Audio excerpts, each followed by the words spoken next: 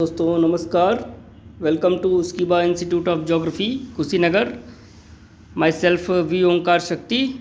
दोस्तों आज हम चलो सीटेट, यूपीटेट, एसटेट या किसी भी प्रतियोगी परीक्षा के लिए जो इम्पोर्टेंट टॉपिक है सोलार सिस्टम और अर्थ यानी सौर मंडल और पृथ्वी, ये 10वां चैप्टर है।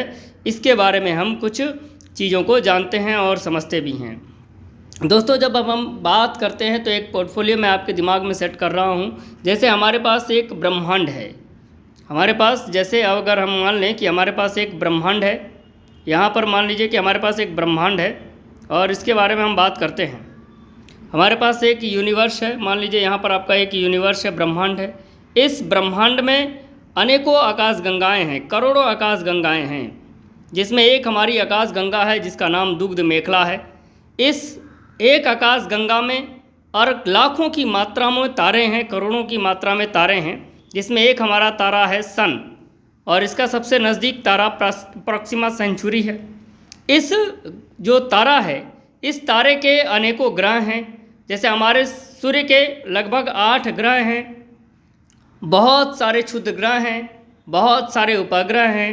इनके बारे में हम विस्तृत जानकारी आज लेते हैं और इस चीज़ को समझते हैं। मेन टॉपिक को हम आज इसमें पढ़ने का प्रयास करते हैं। जैसे हमारे पास सन है, सन हमारा एक अपना तारा है सूर्य जिसके बाहरी भाग का तापमान जो है वह लगभग 6000 डिग्री सेल्सियस है और इसके केंद्र का तापमान 20 लाख डिग्री सेल्सियस के पास है। अब हम इसमें बात करते हैं कि कौन कौन से ग्रह हैं। तो मैं क्रम से ग्रहों का नाम लेता हूँ, सूर्य से दूरी के अनुसार पर हम चलते हैं। तो सबसे पहले हमारे पास देखिए बुध ग्रह है, जिसको मरकरी के नाम से जाना जाता है अंग्रेजी में। शुक्र ग्रह है, वीनस नाम से जानते हैं। पृथ्वी ग्रह है जिस पे हमारा जीवन है, इसके बारे में भी डिटेल चर्चा करेंगे अभी आगे, जिसको अर्थ के नाम से जानते हैं। फिर मंगल है, इसे मार्स के नाम से जानते हैं। फिर बृहस्पति है, जुपिटर कहलाता है। शनि है, सैटर्न कहलाता है। अरुण है, इसको हम यूरेनस कहते हैं। वरुण है, इसको हम नेपच्यून कहते हैं। तो ये तो रही हमारे ग्रहों की स्थिति जो सूर्य से दूरी के आधार पर है। सबसे नज़दीक सूर्य से बुध है और सबसे दूर पर वरुण है यानी नेपच्यून है। ये बात हम जान चुके। ग्रह वे होते हैं जिनका एक निश्चित परिपथ होता है और वे सूर्य की परिक्रमा करते हैं। ठीक है, अब परिक्रमा की बात आती है तो परिक्रमा की दृष्टि से जो सूर्य के चारों ओर जो चक्कर लगाने वाले ग्रह हैं हमारे, वो सभी के सभी ग्रह पश्चिम से पूर्व की ओर चक्कर लगाते हैं। जैसे जो है आपका बुध हो गया, पृथ्वी हो गई, मंगल हो गया, जुपिटर हो गया, फिर आपका सैटर्न हो गया, फिर आपका वरुण हो गया, नेपच्यून हो गया। अब 2 ग्रह जो ऐसे हैं, इकलौते 2 ग्रह ऐसे हैं, यानी शुक्र ग्रह और अरुण ग्रह, यानी वीनस ग्रह और यूरेनस ग्रह, जो पूर्व से पश्चिम दिशा की ओर से क्या करते हैं, सूर्य की परिक्रमा करते हैं। तो ये इंपॉर्टेंट बात है आपके लिए और परीक्षा में प्रश्न बन जाएगा। अब देखते हैं सबसे बड़ा ग्रह कौन सा है, सबसे छोटा ग्रह कौन सा है। तो सबसे बड़ा 1 नंबर पर है बृहस्पति, फिर 2 नंबर पर शनि, 3 नंबर पर अरुण, 4 नंबर पर वरुण, फिर 5वें नंबर आपकी पृथ्वी, 6 नंबर पर शुक्र, 7वें नंबर पर मंगल और सबसे छोटा जो है बुध ग्रह आता है। अब ये बात है, एक और ग्रह आप लोगों ने पढ़ा था पहले, इसका नाम था क्या बोलते हैं यहाँ पर, प्लूटो यानी यम। इसको 2006 में जो IAU अंतर्राष्ट्रीय खगोलीय संस्था है, इसने इसको ग्रहों की श्रेणी से बाहर कर दिया था, इसको बौने ग्रहों की श्रेणी में डाल दिया था। अब हम इन ग्रहों की बात करते हैं जो सूर्य की परिक्रमा कितने दिनों में करते हैं, ये भी हम जान लें। जैसे बुध 88 दिन में करता है, शुक्र जो है 225 दिन में करता है। अब हमारी जो पृथ्वी है यह 365 दिन में करती है, 365.25 दिनों में करती है। अब इसी की क्रम में जब अपन चलेंगे, इसको मैं जूम करके आपको थोड़ा सा दिखाता हूँ और इनके बारे में बताता हूँ। जैसे हमारा मंगल है 687 दिनों में करता है, बृहस्पति 12 साल 10 घंटे में करता है, शनि 29 सालों में करता है, अरुण 84 वर्षों में करता है और वरुण लगभग 164 वर्षों में इसकी परिक्रमा करता है। ये चीज़ आपने जान ली। अब हम बात करते हैं इन ग्रहों के उपग्रहों की। तो सबसे ज़्यादा उपग्रहों की संख्या वाला जो ग्रह है हमारा 63 उपग्रह रखा है 63, जिसका नाम बृहस्पति है। हालांकि इसकी संख्या में कुछ और बढ़ोतरी अभी हुई है, पर IAU द्वारा मान्यता अभी इसको नहीं मिली है। शनि जो है 60 उपग्रह रखता है। इसके बाद जो अरुण की बात आती है वो 27 उपग्रह रखता है। वरुण 13 उपग्रह रखता है। मंगल की बात करते हैं तो ये 2 उपग्रह रखता है, जिसका नाम डेमोस और फोबोस है। फिर उसके बाद हम करते हैं चंद्रमा, जो हमारा एक इकलौता उपग्रह है पृथ्वी का, ये पृथ्वी रखती है। बाकी शुक्र और बुध के पास कोई अपना उपग्रह नहीं है। तो ये तो हमारी सैटेलाइट की बात हो गई, नेचुरल सैटेलाइट यानी उपग्रहों की बात हो गई। अब हम इसमें बात करते हैं, देखिए 2 प्रश्न और बड़े अच्छे आते हैं। सूर्य से दूरी के आधार पर बुध, शुक्र, पृथ्वी, मंगल, ये जो 4 ग्रह हैं, यह जो है भीतरी ग्रह या पार्थिव ग्रह कहलाते हैं। बृहस्पति, शनि, अरुण, वरुण, ये 4 ग्रह बाहरी ग्रह या जैवियन ग्रह या गैसीय ग्रह कहलाते हैं।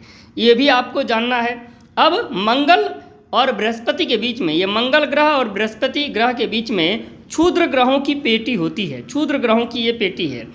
जो इन क्षुद्र ग्रहों की उत्पत्ति होती है, ये फाइटन ग्रह के टूटने से मानी जाती है। अब हम बात करते हैं, हमारे पास लगभग 1,40,000 की संख्या में क्षुद्र ग्रह मौजूद हैं। और जो सबसे पहले ज्ञात जो क्षुद्र ग्रह की खोज हुई थी उसका नाम सीरस था, जो 1801 में खोजा गया था। और ये क्षुद्र ग्रह की पेटी है। ऐसे भी प्रश्न आते हैं।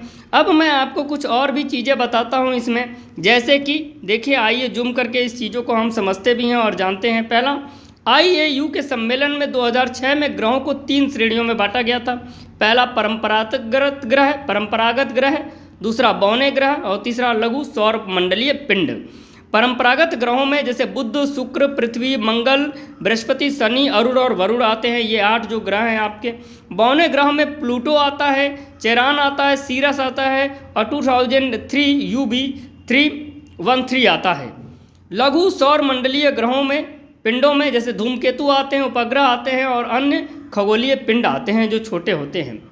अब हम बात करते हैं एक और चीज़ की, जैसे अब मैं आपको बताता हूँ कि ये जो सुपीरियर ग्रह या श्रेष्ठ ग्रह कौन से हैं, जैसे मंगल, बृहस्पति, शनि, अरुण और वरुण, ये हमारे सुपीरियर या श्रेष्ठ ग्रह हैं। फिर इन्फीरियर या निम्न ग्रह कौन से हैं, तो बुध और शुक्र हैं। प्राचीन ग्रह कौन से हैं, तो बुध, शुक्र, इंपॉर्टेंट बात, बुध, शुक्र, मंगल, बृहस्पति, शनि, सूर्य और चंद्रमा, ये हमारे प्राचीन ग्रह कहलाते हैं। अब ये तो रही बात ग्रहों की और इनके परिक्रमा पथ की, इनके उपग्रह की। अब बात करते हैं कि सबसे बड़ा उपग्रह कौन सा है, तो सौर मंडल का सबसे बड़ा उपग्रह गैनीमेड है, जो बृहस्पति का भी सबसे बड़ा उपग्रह है। उसके बाद शनि का सबसे बड़ा उपग्रह टाइटन है। उसी प्रक्रिया में जब हम अरुण की बात करते हैं तो इसका सबसे बड़ा उपग्रह टाइटेनिया है। और जब वरुण की बात करते हैं तो इसके सबसे बड़ा उपग्रह टाइट्रान है। तो इनके बारे में मैंने यहाँ पर लिखा है, इसको आप भी समझ सकते हैं। इसको मैं आपको एक बार जूम करके भी दिखा देता हूँ, तो आप इस चीज़ को यहाँ पर रख सकते हैं। अगर ये बात आपको नहीं समझ में आ रही, आप मुझे इसका मुझसे PDF प्राप्त कर सकते हैं। मैं आपको ये PDF ही इसका दे दूंगा, वहाँ इसको आपको बहुत आसानी से ये चीज़ें समझ में आएंगी। ये हमारे सौर मंडल की बात होती है।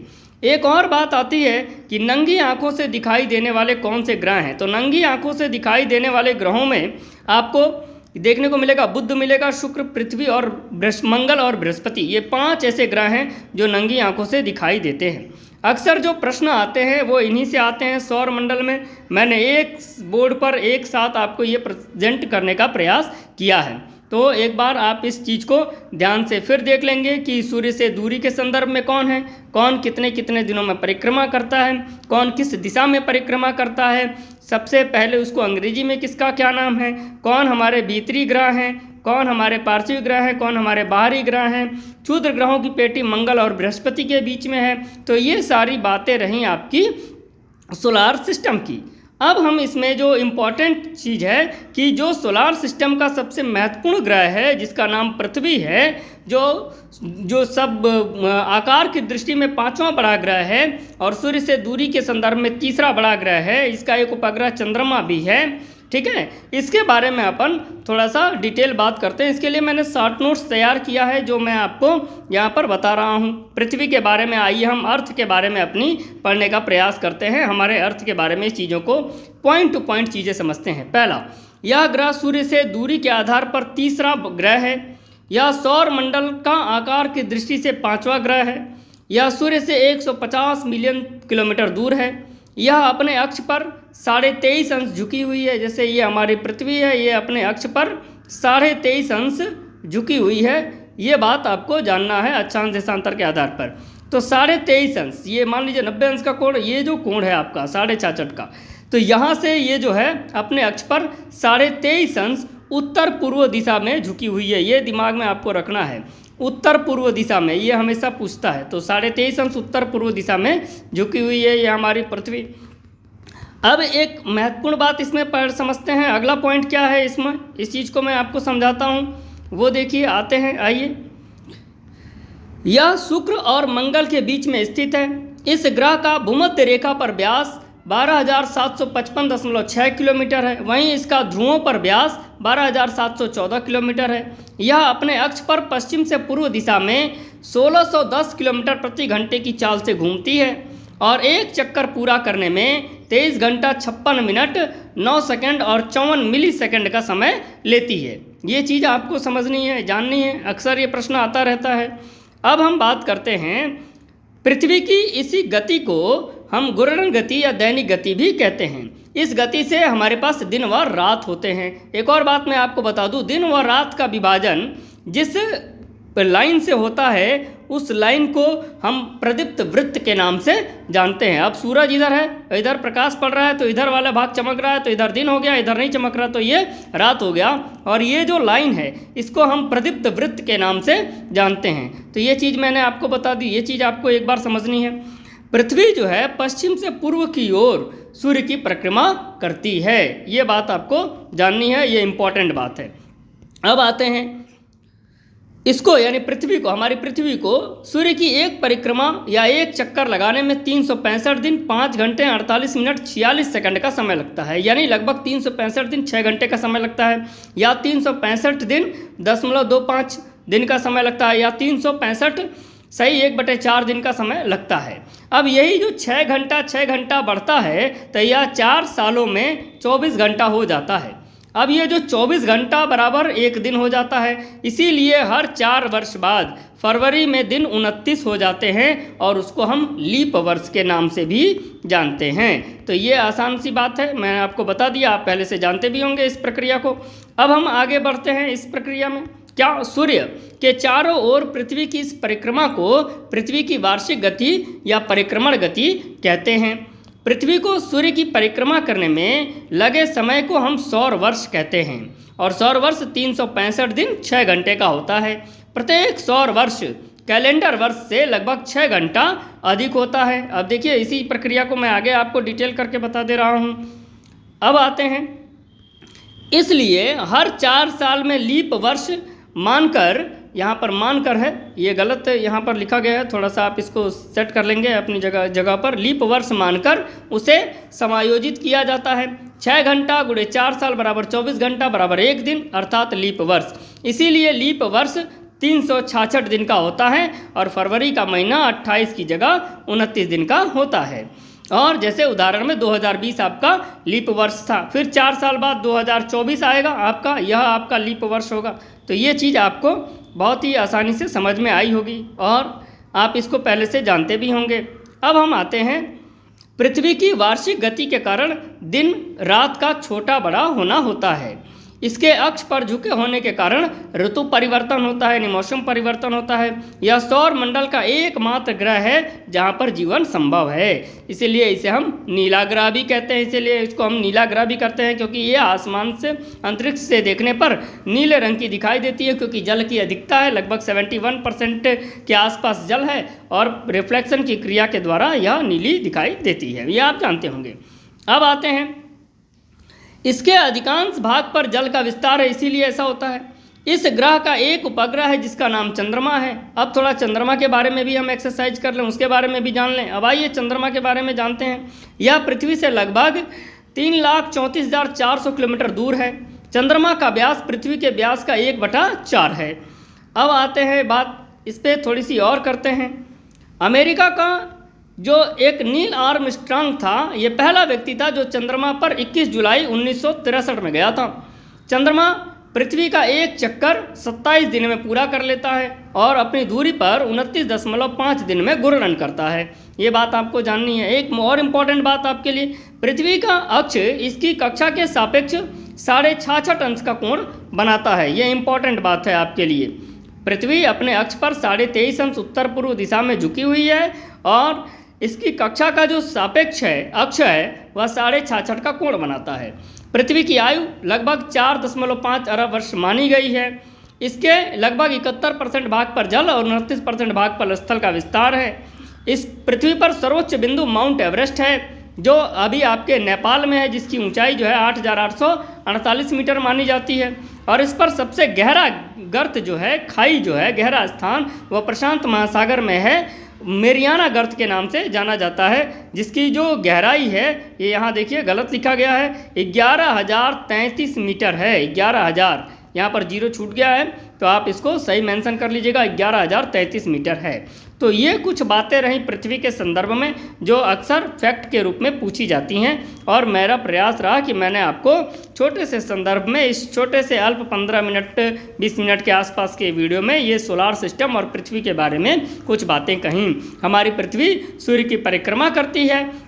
हमको ऐसा आभास होता है कि सूरज पूर्व से उदित होता है और पश्चिम में अस्त हो जाता है। वास्तव में सूर्य तो एक जगह स्थिर है और हमारी जो पृथ्वी है वह सूर्य की परिक्रमा करती है। और एक और मज़ेदार बात दोस्तों, आप सभी जितने वर्ष के हो चुके हैं उतने बार आपने सूर्य का चक्कर लगा लिया है, क्योंकि हमारी पृथ्वी सूर्य का चक्कर लगाती है। ये बात आपको और मज़ेदार लगी होगी। तो दोस्तों अगर ये चीज़ आपको पसंद आई होगी तो इसको ज़रूर लाइक करिएगा, शेयर करिएगा, सब्सक्राइब करिएगा। बहुत बहुत धन्यवाद दोस्तों, आप सभी का बहुत अच्छे से स्वागत है आप सभी का उस्कीबा इंस्टीट्यूट ऑफ ज्योग्राफी में। Thank you so much.